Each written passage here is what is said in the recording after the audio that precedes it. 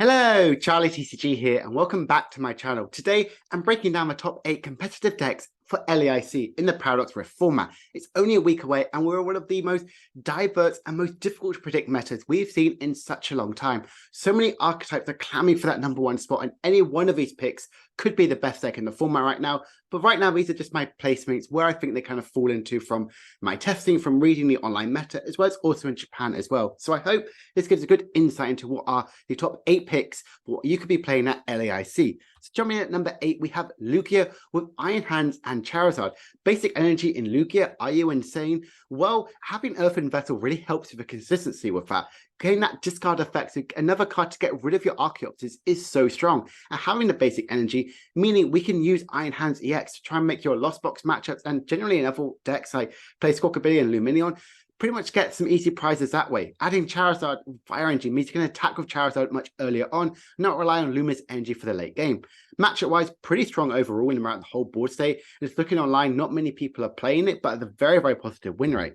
The list I'm using is very, very similar to what Azul's one is. The basic energy attack with Charizard, gift energy to try like if anything gets KO'd. You can get some additional cards as well in your hand. And the rest of it as well, the sport is very streamlined with the boss's orders. I love having the Snorlax, I love having the Mew. There are ways to potentially add, like you've got the therapeutic energy, and generally this list is so strong. Not relying on V-Guard is something which isn't really that impactful right now, but one thing to be aware of that your Archeops and Luminion can become 2 or 3 prizes against opposing Iron Hands.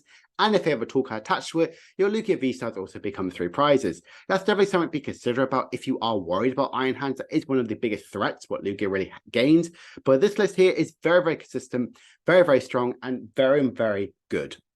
Number 7 pick is Miraidon. Yes, a card which honestly was one of the most hyped archetypes going into it, and generally think is very, very strong around over the board. I think the next big beat stick deck, Roy Moon, unless you're playing the Zapdos, you have a terrible matchup, and that's something which I've definitely learned about while testing against Miraidon with my Roy Moon just a couple of days ago. Online as well, doing pretty well as well, nearly a good 50% win rate. Japan is still very used a lot, but the rest of the format, you do struggle against the decks you already have. You didn't really gain much really help with that matchup-wise. Yes, we did. This is very similar to Jesse Parker's list, which he played, I think, last week over on Tricky Gym. And honestly, I absolutely love the consistency of it. The double turbo means you're not relying too much on utilizing all your electric generators onto your Iron Hands. You could save some for the late game. You have your double turbo, so you're still doing 100 damage with Iron Hands. You can still get those big one-hit KOs on Gardevoirs, Sableyes, Comfies, and Greninjas to try and take those 2 prizes that way. So there are ways around it, and even still K and Squawkabilly for 3 prizes with a double turbo is very, very strong. I think Miraidon is still a really good pick. Still one of the only decks which can really utilize Path to Peak as strong as possible. I know we've got Mew EX, Mew VMAX, which does very well under Path to Peak, but they kind of like get rid of it. But Miraidon can function so well under Path to Peak. This list here is just super consistent. It's played by people who understand Miraidon the best and do think it is a very, very strong pick as well into this format. Number 6 pick is a very big fall from grace. Lost Zone Tina, yes. In Japan, it's one of the most played archetypes because it's so strong in a best of 1 format. Online, it's still doing really, really well. And just look at that matchup. Its only poor one, which is below 50%, is Lugia. Why is it down here? Well, I generally put it down here because I think a lot of people will be playing Iron Hands, and you don't really want to lose a couple sort of prizes that sort of way here. And sometimes you could really claw your way back into win, which can be done. Giratina is known for that real big comeback sort of mechanic because we play the likes of Roxanne Path or Iono Path, but we gain additional new cards. Countercatcher and Jirachi really helps with the consistency and some other matchups.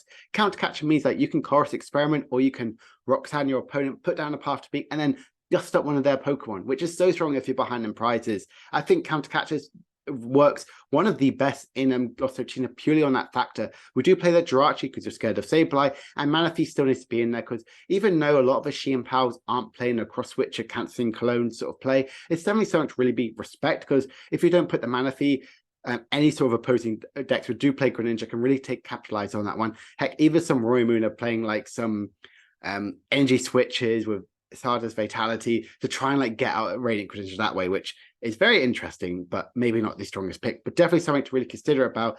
Greninja, even though lots of decks are playing their Iron Hands, is still a threat. So Manaphy works so well with Giratina. It has huge amount of capability with its attack cost, and obviously Star Requiem is one of the strongest attacks in the game.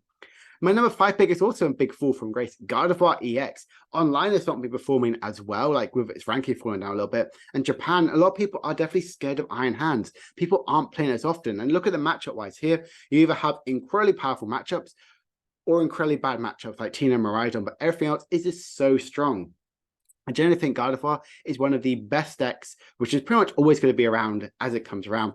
But because of the likes of Iron Hands, it's something to really consider, like maybe not playing it. This is very similar to the list that did do really well in the Elite Four tournament. We do play that Screamtail, which I think is such a good card in Gardevoir because it gives you that bench sniping capability. They're not really used to it. They're used to like having the likes of Cresselia, but having a Screamtail, which could do 160 damage, KOing a Squawkabilly on the bench or KOing a very highly damaged Pokemon is just so strong. We're not playing any of the likes of the Bravery Charm or that cape, so we're not giving them Screamtail even more damage, but doing 160 is still really good. It's another good single prize attacker into single prize decks, and also it's a really good deck, especially against some like to really finish off some Pokemon, so you're not relying too much on damaging your Gardevoirs.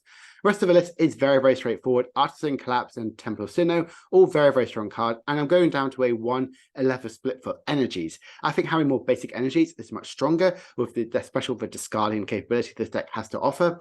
Spiritomb, I think, is really good because Mew, I do think, is really, really good in the meta game. It hasn't really gained a ton of brand new archetypes, cards, but it's just so strong, so consistent. So having that Spiritomb can really help slow down your Mew players as much as possible, try and give you that best matchup as much as possible. So I really like Gardevoir overall.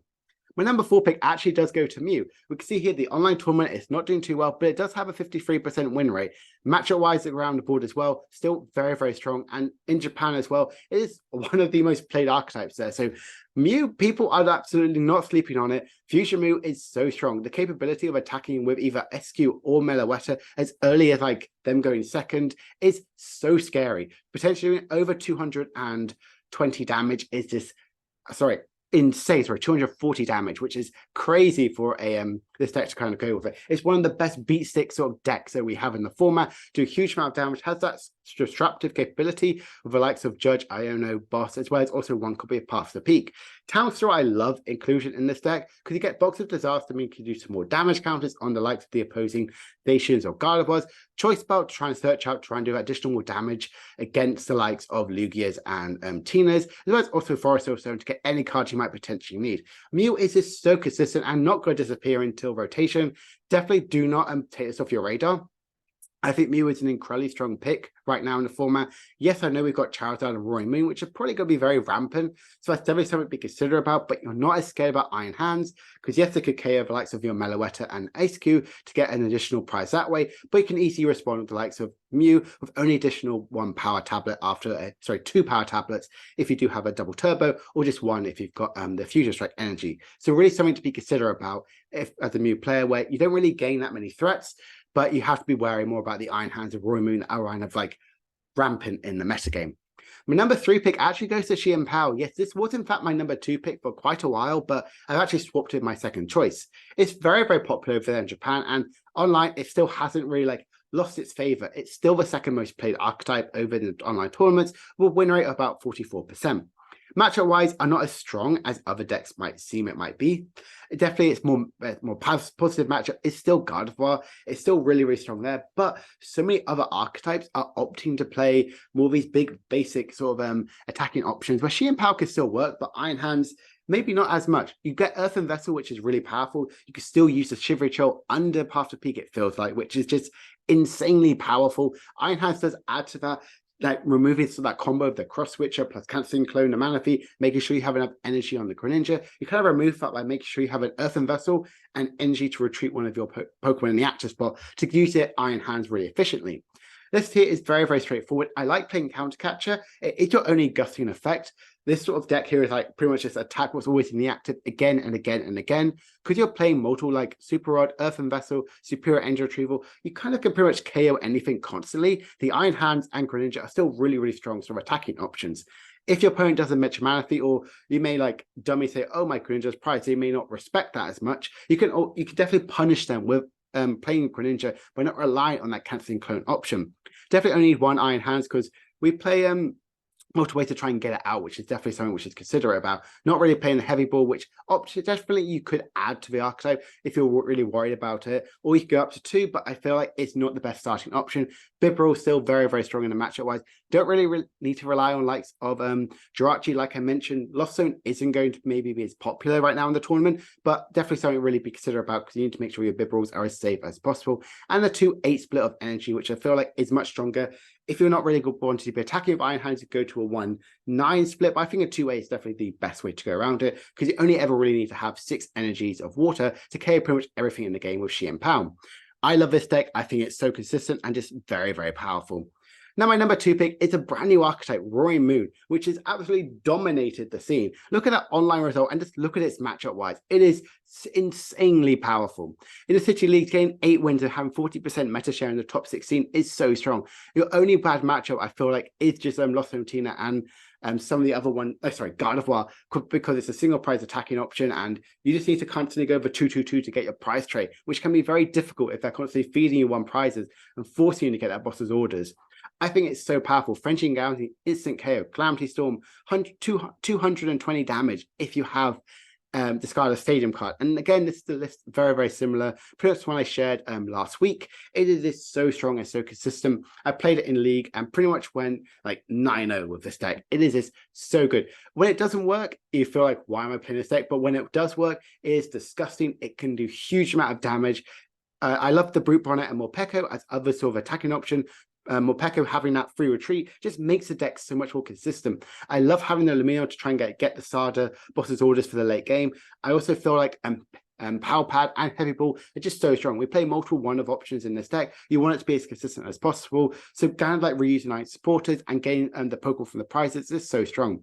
Other options definitely we'd be considering is maybe adding some more switching cards as well. Like I know like we do play 2 switch cards and 2 switches, but switch cards doesn't retreat Bibarel. I know, like I mentioned, Bibarel does help in the late game if you get Ionoed and need to get the other cards. So it's something to consider. Like if you are worried about that, they could easily become 2 escape routes, but switch card does get that little bit of healing, which generally Roaring Moon might potentially require. Honestly, it's very, very powerful. The Brute Bonnet helps you in the mirror match. As long as they don't have an ancient booster capture energy, you can hit that magic 230 damage. This deck has shocked me how strong it is. And what also shocked me as well is what my number 1 pick is. Yes, I put Charizard. It dominated in the Japan scene. It's done pretty well for us in the online scene. And its matchup-wise are pretty good against my top picks as well. Yes, its worst matchup I feel like is Gardevoir, but I feel like you can easily maybe trade a bit more into Gardevoir because you have a huge amount of HP. It's very difficult for Gardevoir to really deal with. Which is why it's also like Giratina as well. But honestly, this deck is just so strong. A lot of people were very worried about what Charizard kind of came around, but it's one of the most consistent and strong and just capable decks we've kind of seen. The Arvin package, it just makes it even much more powerful. And this version here is pretty much what was Ryoto played. Apologies for that pronunciation at the Elite Four tournament last weekend. It is just so strong. Having the multiple different Charmanders is very powerful. Having 100 HP Charmeleon, because we are playing the TM evolution to try and like search out your evolutions as early when you go second, to really rely not on having the rare candy, but also to have the kind of go into a Charizard to have that protection against Greninja, have that protection against Devolution TM, and also have that protection against Sableye. We also play Toedscruel, which a lot of people are generally like, I mean, an Arin. I went a couple games against is that Xianpao against Charizard, and I won all of them with that Toedscruel. But when Toedscruel worked, it is so difficult for Xianpao to really like navigate how am I going to like utilize my Super Rod? How am I going to utilize when I'm going to get able to attack? So it is something to be considerate. It does make your Xianpao matchup just a little bit better because they're making them think about it. But Charizard is just so strong, so consistent. Having a Bibarel really helps you. You're not relying on Path to the Peak. I know you like against Path to the Peak, like with the pitcher, but you have that Charizard as well, which is still so powerful. Just one of the strongest abilities in the game. But yeah, I love Charizard right now. I think it's one of the strongest picks right now. It has that single prize capability attacking option. It also has that real big disruptive capability. We do play a ton of support Pokemon, so you might only have like 2 Charizards in the game and like 4 support sort of options, but definitely something really to consider about as well. And Defiance Band, because you may not always take the first prizes, really helps you do additional more damage as early as possible. So some archetypes were just a little bit outside. I feel like the Iron Valley and Urshifu, it's only about 4% right now in the online tournaments and like 2% in Japan. But from what I've seen, it's very, very scary. Golden Gale, I wouldn't be surprised if this does very, very well in like the pick. It's like my number 9 pick right now. It is Sheer Power, but just a tiny bit weaker. You always need like 1 or 2 more energies, but you have such good draw capability, and only having 1 energy attack is definitely something to be considered about. Lost Zone Box, I do think is maybe like retire it just for now, just while we see what the LAIC metagame is. If it is just Iron Hand City, you don't really want to be playing a very much focused on single prize attacking option where they could take 2 prizes on you. It's very, very scary. And Dragonite, yes, it can get these big one-hit KOs on a lot of things, but potentially the likes of Kyogre, Slitherwing, which I know is doing pretty well, or even likes of it with Roy Moon, could be more better options to kind of opt with. Regis might actually be back. Same thing with Blocklax. Regis, a lot of people, when Paldean evolved, when Iono and Super came back, said Regis back, and it didn't really disappear. But right now, Regis might actually be back. Earthen Vessel adds so much consistency to the deck. The discarding capability, the way to get your basic energies into your discard as well, and using those to attack, having gift energy, maybe some luminous energies as well. So there's so many ways that Regis could work, and having like Thornton, meaning you can add like Iron Bundle to like potentially make your opponent do some gusting, or potentially having the likes of Iron Hands. You could power up a Pokemon, use Thornton, switch into Iron Hands to take 2 prizes that way, which could be a really interesting way how Regis can really cope up in the meta. So I'm so excited to see how it works. And Blocklax is very powerful with the return of Countercatcher and so many other really powerful, if you're behind prizes, sort of like even a Defiance Vest and so many cards like that. It's in such a good position in the metagame. I'm really, really excited to see that we might finally see a control aspect. I know it is sort of a stall deck, but potentially could do very, very well right now in the metagame. So thank you so much for watching my top 8 picks for LAIC. And if you're going to the tournament, let me know down below, what pick would you be sleeving up for LAIC? For me personally, after my testing, it probably would be Roy Moon, but I really need to test more against the mirror match and stuff like that, which hopefully I'm going to be doing next week and later on in a few days sort of time. But all of these decks here have so much strong contention to be the number 1 and best pick for LAIC, so it's such a difficult method to predict. So I hope you found this video really helpful, and if you have, please make sure to comment down below what deck you're excited about, subscribe if you're new, and leave a like to it. It really means so much to me for the support, and thank you so, so much all the time.